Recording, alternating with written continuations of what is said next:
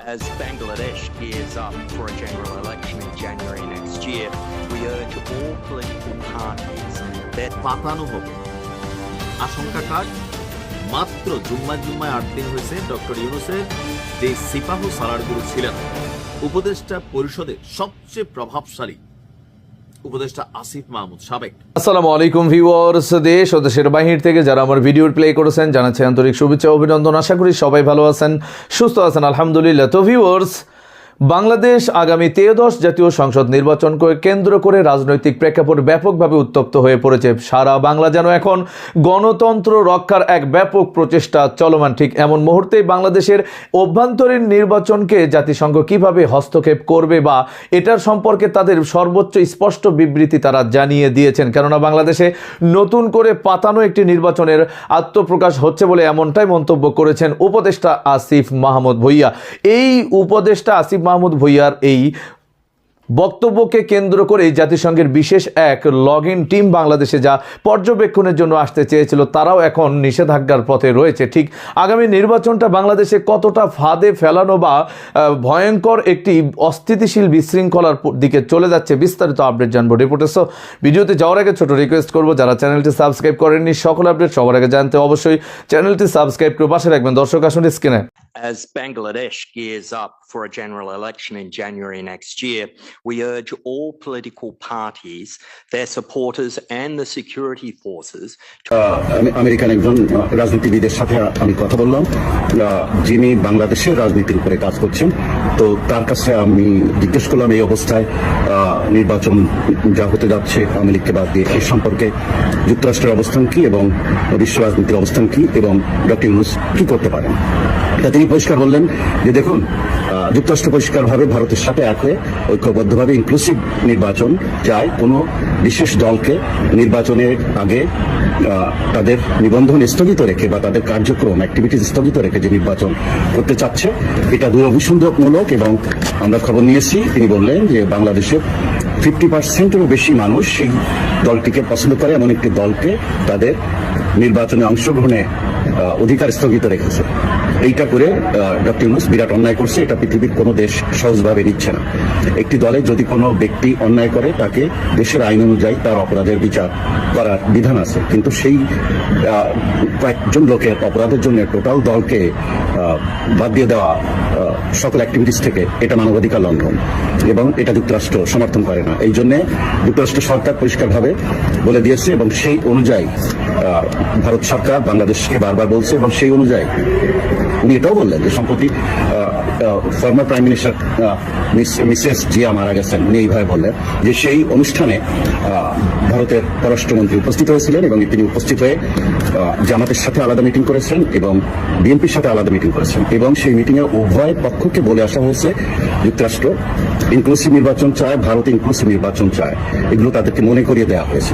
তাতে এটা যদি তারা ইনক্লুসিভ নির্বাচন না করে, সকল দলের অংশগ্রহণ নির্বাচন না করে, তাহলে যে বিতর্কিত অবস্থা হবে তা সামাল দিতে পারবে না ডক্টর ইউনূস। এই জন্য ডক্টর ইউনূসের জন্য কোনো চয়েস আর খোলা নেই। হয় তাকে ইনক্লুসিভ নির্বাচন দিতে হবে, না হয় তাকে সরিয়ে দিয়ে অন্য কাউকে তার পদের দায়িত্ব দিয়ে ইনক্লুসিভ নির্বাচনের ব্যবস্থা করবে। আন্তর্জাতিক বিভিন্ন দেশ মিলে সেই দিকেই বাংলাদেশ যাচ্ছে। এর মধ্যেও হঠাৎ আমি বাংলাদেশ থেকে একটি খবর পেলাম যে 7 জানুয়ারি তারিখে এই ইনকলাব মঞ্চের পক্ষ থেকে এই নির্বাচন বন্ধের ব্যাপারে দাবি উঠবে এবং আরেকটি বড় দলের পক্ষ থেকে 11 জানুয়ারি তারিখে নির্বাচন বন্ধের দাবি উঠবে। এখন থেকে বেশ কিছু পক্ষ নির্বাচন বন্ধের দিকে যাবে। আবার জামাতের যেহেতু পরিচিতি প্রকাশ পেয়ে গেছে যে ভারতের সাথে 5 মাস আগে দেখা করে চুক্তিবদ্ধ হয়েছে যে ভারত যেভাবে চাইবে জামাত যদি ক্ষমতায় যায় জামাত সেভাবে চলবে। তো এটা এতদিন 5 মাস যাবৎ গোপন ছিল, কিন্তু রয়টার্সে ইন্টারভিউর সময় জামাতের আমির শফিকুর রহমানের কে প্রশ্ন করে করে রয়টার্স এই কথাটা বের করে নিয়েছে। কারণ রয়টার্সের কাছে ইনফরমেশন ছিল, ওই ইনফরমেশন সত্যতা তারা বের করে নিয়েছে। কিন্তু জামাতের পক্ষ থেকে কখনো জানানো হয়নি কোনো মিডিয়াকে বা দেশবাসীকে বা কোনোভাবেই যে ভারতের সাথে তাদের একটা অলিখিত চুক্তি বা আন্ডারস্ট্যান্ডিং হয়েছে যে তারা ভারত যেভাবে চাইবে বাংলাদেশ সেভাবে চলবে। তো এই বিষয়গুলো এবং একই সময় তারেক রহমানের দেশে ফেরা এবং তার রাজনীতিতে পূর্ণাঙ্গ অংশগ্রহণ এবং বেগম খালেদা জিয়ার মৃত্যুর এই যে সিম্প্যাথি অবস্থা জনগণের সবকিছু মিলায় যেভাবে মনে করা হচ্ছিল যে জামাত বোধহয় ক্ষমতায় যাচ্ছে, বিএনপি হেরে যাচ্ছে, এখন পরিবেশটা সেই জায়গায় নেই। এই জন্য জামাত ইমিডিয়েটলি বিএনপির সাথে মিটিং করেছে এবং সেখানে সর্বদলীয় সরকার গঠনের একটা প্রস্তাব দিয়েছে এবং জামাত 40টা সিট চেয়েছে এই নির্বাচনে। বিএনপি আমার জানা মতে যতটুকু শুনলাম বিএনপি রাজি হয়নি। তাতে সবকিছু মিলে জামাত যদি বোঝে তাদের অবস্থা খুব খারাপ হবে নির্বাচনে, বিশেষ করে এই জুলাই যোদ্ধাদেরকে এনসিপি বা এদেরকে নেওয়ার পরে মানুষের সিম্প্যাথি জামাতের উপর থেকে আরো উঠে গেছে। যারা জামাতকে ভোট দেবে বলে চিন্তা করেছিল তারা এই জুলাই যোদ্ধাদের এদেরকে সহ্য করতে পারছে না। এরা ভণ্ড। এরা 2 দিন আগে জামাতের বিরুদ্ধে কথা বলেছে, তার আগে বিএনপির বিরুদ্ধে কথা বলেছে। এরা ভণ্ড। এরা এক এক সময় এক এক কথা বলে। আর এরা হলো কেউ ছাত্র, কারো ছাত্রত্ব মাত্র শেষ হয়েছে, কিন্তু এদের যে টাকার সম্পর্কে এদের যেসব ইনফরমেশন পাওয়া যাচ্ছে লিগাল ভাবে শুধু তাদের নামে যে টাকা আছে তাও তো কোটি টাকা। আর এরপরে তাদের আত্মীয় স্বজন বন্ধু বান্ধবদের সাথে বিভিন্ন অ্যাকাউন্টে প্রচুর টাকা এবং তারা সুইস ব্যাংক সহ বিদেশের অনেক ব্যাংকে তাদের টাকা পাচার করেছে বলে এমনও তথ্য বেরিয়ে আসছে। তাতে জুলাই যোদ্ধাদেরকে যারা সহযোগিতা করেছিল তাদের মন ভেঙে গেছে। বিশেষ করে তরুণ সমাজ যারা এদের পেছনে ছিল তারা মুখ ঘুরিয়ে নিচ্ছে, তারা একের পর এক পদত্যাগ শুরু করেছে। সব মিলিয়ে এই এনসিপির অবস্থা সবচাইতে এখন করুণ অবস্থা। এইরকম জায়গায় যে এনসিপি কে সাথে নেওয়াতে জামাতের রাজনীতির ক্ষতি হচ্ছে, আবার তাদেরকে বাদও দিতে পারছে না এমন একটা জায়গায় জামাত। তাতে মনে হচ্ছে জামাতও যে কোনো সময় ঘুরে দাঁড়াতে পারে যে সারা দেশে অবৈধ অস্ত্র এবং নিরাপত্তা নেই মানুষের এবং জীবন হুমকির মুখে, আইন শৃঙ্খলার পরিবেশ সহজ নেই, এরকম একটা অবস্থায় আমরা নির্বাচন থেকে সরে দাঁড়ালাম। এটা জামাত বলতে পারে। এই অবস্থায় নির্বাচন বাতিলের দাবি তারা তুলতে পারে, এরকম একটা কথা তারা বলতে পারে। তো এই সবের মধ্যে আসলে যে দেশটা কোন দিকে যাচ্ছে সেটা কিন্তু চিন্তার বিষয়।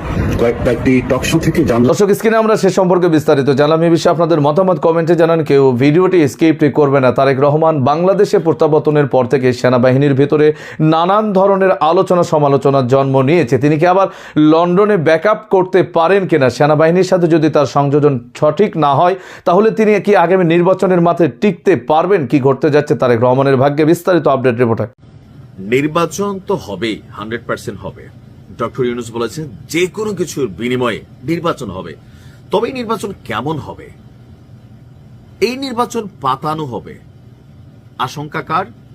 মাত্র জুম্মায় 8 দিন হয়েছে ডক্টর ইউনূসের যে সিপাহ সালারগুলো ছিলেন উপদেষ্টা পরিষদে সবচেয়ে প্রভাবশালী উপদেষ্টা আসিফ মাহমুদ সাবেক, তিনি যখন বলেন পাতানো নির্বাচনের চেষ্টা চলছে, রুখে দেওয়া হবে। এখন তিনি এনসিপির মুখপাত্র, তো ওনার এই কথাটা তো আমরা হালকা নেওয়ার কোনো কারণ নাই। সরকারের ভিতরে এতদিন ছিলেন, ইটিস পিটিস কোনো কিছু থাকলে সেটা তিনি বুঝে আসছেন। এখন তিনি যখন বলেন পাতানো নির্বাচনের চেষ্টা চলছে, স্বাভাবিকভাবে এটার একটা প্রতিক্রিয়া তৈরি হয়। অপরদিকে জাতিসংঘ বলছে বাংলাদেশের এই নির্বাচনে তাদের পর্যবেক্ষক পাঠানোর কোনো আগ্রহ নেই। কেন? ডক্টর ইউনূস তো কথা দিয়েছেন সারা পৃথিবী তাকাই থাকবে, এমন একটা নির্বাচন হবে। আবার তখন এই সরকারে উপদেষ্টা আসিফও ছিল। আজকে কেন মনে হচ্ছে তার পাতানো নির্বাচন চলছে? মানে এই সরকার কি বিএনপিকে ক্ষমতায় আনার জন্য কোনো পাতানো নির্বাচনের আয়োজন করছে? ওনাদের কথায় তো এটাই মনে হয়। আপাত দৃষ্টিতে আরো একটি পাতানো নির্বাচনের চেষ্টা চলছে জানিয়ে তা প্রতিহত করতে ভোটের আগেই মাঠে নামার হুঁশিয়ারি দিয়েছেন সাবেক উপদেষ্টা, এই মুহূর্তে এনসিপির মুখপাত্র আসিফ মাহমুদ সজীব ভুইয়া। গতকালকে রাজধানীর আগারগাঁওয়ে নির্বাচন ভবনে প্রধান নির্বাচন কমিশনার অর্থাৎ সিইসি এএমএম নাসির উদ্দিনের সাথে একটা বৈঠক ছিল। বৈঠক শেষে গণমাধ্যম কর্মীদের উদ্দেশ্যে তিনি এই তথ্য দেন। তিনি বলছেন যে একটি নির্দিষ্ট দলের প্রতি অর্থাৎ বিএনপির প্রতি প্রশাসনের পক্ষপাতিত্ব দেখা গেছে।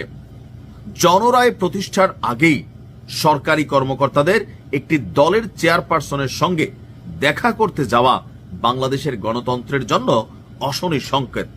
তবে আবার পুরনো সেটেলমেন্টের পথে গেলে তার রুখে দেওয়া হবে, ভোটের দিন পর্যন্ত অপেক্ষা করা হবে না।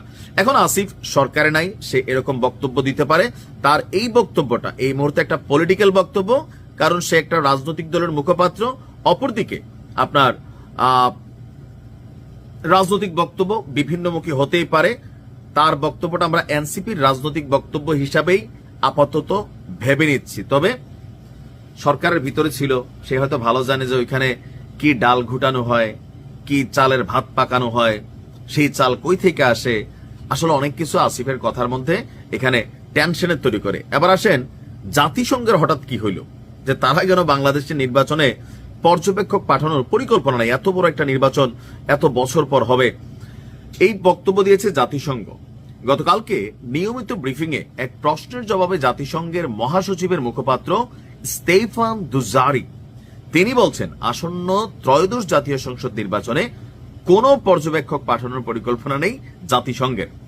তার বক্তব্য হচ্ছে যে এখন কেন আসেন এটার একটা ব্যাখ্যা আছে। সাধারণত জাতিসংঘ নিজ থেকে উদ্যোগ নিয়ে কখনো কোনো নির্বাচনে পর্যবেক্ষক পাঠায় না। এই ধরনের সিদ্ধান্ত কেবল জাতিসংঘের সাধারণ পরিষদ অথবা নিরাপত্তা পরিষদের ম্যান্ডেট থাকলেই নেওয়া হয়। বর্তমানে নির্বাচন পর্যবেক্ষণে জাতিসংঘের কাজের আওতায় নেই, তবে বাংলাদেশে জাতিসংঘের কার্যালয়ে নির্বাচন সংক্রান্ত কোনো কারিগরি সহায়তা দিচ্ছে কিনা এ বিষয়ে খোঁজ নেওয়া হবে। তো এখন বিশ্বের বিভিন্ন দেশে নির্বাচন প্রক্রিয়ায় জাতিসংঘ নিয়মিতভাবে কারিগরি সহায়তা দিয়ে থাকে, তাদেরকে হয়তো ডাকতে হয়। তো সরকার পক্ষ থেকে আমি 100% শিওর সারা পৃথিবীকে ডাকবে যে ডক্টর ইউনূস যতটা ওয়ার্ল্ড ক্যারেক্টার বা ওয়ার্ল্ড ফিগার, তো সেই জায়গা থেকে তিনি সবাইকে দেখাতে চাইবেন যে কেমন হলো নির্বাচনটা, দেখে নাও। আসলে নির্বাচনে অনেক শঙ্কা আছে, অনেক বক্তব্য আছে, তবে আমি মনে করি নির্বাচন হবে। আর নির্বাচনের মাঠের লেভেল প্লেইং ফিল্ড অথবা আইন শৃঙ্খলার পরিস্থিতি বা সরকার কতটুকু আইন শৃঙ্খলাকে ব্যালেন্স রাখতে পারছে এটা মানুষ বুঝে গেছে। সো এটাতে কিছুটা ফ্যাক্ট তৈরি হতে পারে, তবে নির্বাচন হবে, ডক্টর ইউনূসের হাতে কোনো বিকল্প নেই। আপাতত দৃষ্টিতে আমাদের এটাই মনে হচ্ছে, বাকিটা সময় বলে দিবে। ভালো থাকুন। দর্শক, স্ক্রিনে আমরা সে সম্পর্কে বিস্তারিত জানলাম। সো ভিডিও এই পর্যন্ত, ভালো লাগলে লাইক অ্যান্ড কমেন্ট করবেন। দেশের সকল আপডেট সবার আগে জানতে অবশ্যই চ্যানেলটি সাবস্ক্রাইব করে পাশে রাখবেন। দেখা হবে পরবর্তী ভিডিওতে ইনশাআল্লাহ। আসসালামু আলাইকুম ওয়া রাহমাতুল্লাহ।